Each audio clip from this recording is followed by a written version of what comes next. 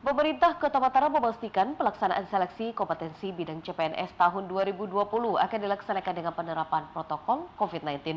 Selain mewajibkan peserta menggunakan alat pelindung diri seperti masker, Pemkot Mataram juga akan menyiapkan ruangan khusus untuk peserta seleksi yang suhu tubuhnya melebihi batas maksimal ataupun reaktif COVID-19.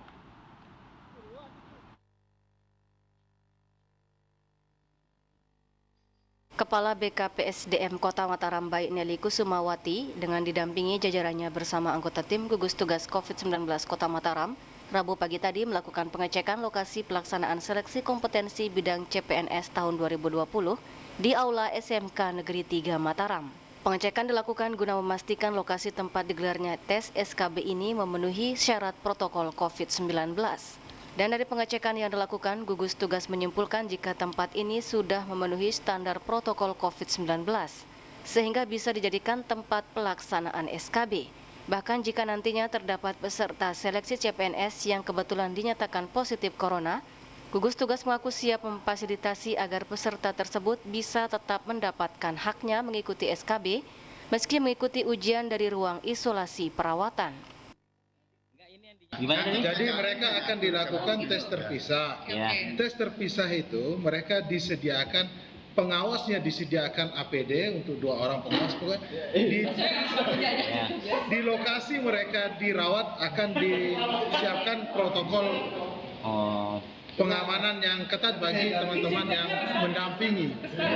Artinya hak mereka tetap akan dapat. Tetap, insya Allah akan tetap mereka dapat. Karena itu sudah mereka berjuang, hak mereka sudah berusaha.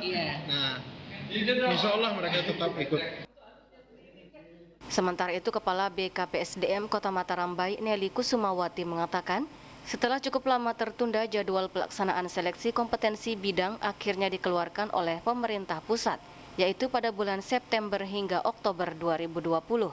Dijelaskannya untuk memastikan pelaksanaan SKB digelar dengan penerapan protokol COVID-19, maka akan ada beberapa perubahan dalam pelaksanaannya, di mana selain mengurangi jumlah peserta dalam satu sesi, dari 100 peserta menjadi 40 peserta, setiap peserta juga diwajibkan menggunakan alat pelindung diri, seperti masker dan pelindung wajah, serta wajib menjalani pemindaian suhu tubuh.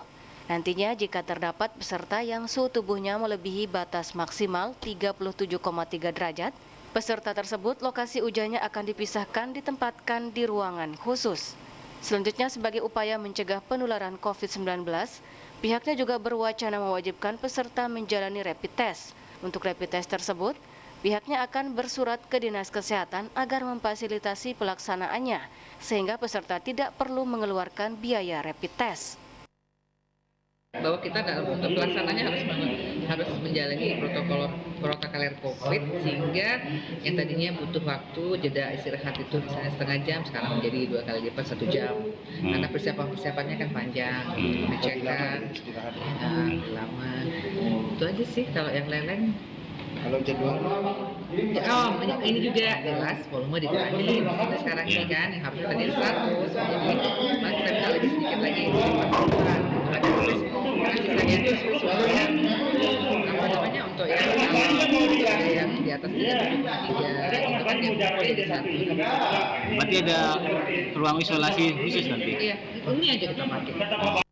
Untuk diketahui, jumlah peserta seleksi CPNS yang dinyatakan lolos SKD dan bisa mengikuti seleksi CPNS tahap selanjutnya, yakni sebanyak 619 orang.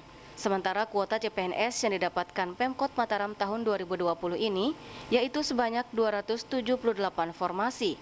Namun dari jumlah tersebut, ada 3 formasi yang dipastikan tidak terisi akibat tidak satupun peserta yang dinyatakan lolos SKD. Irham Rosidi, Lombok TV, Mataram.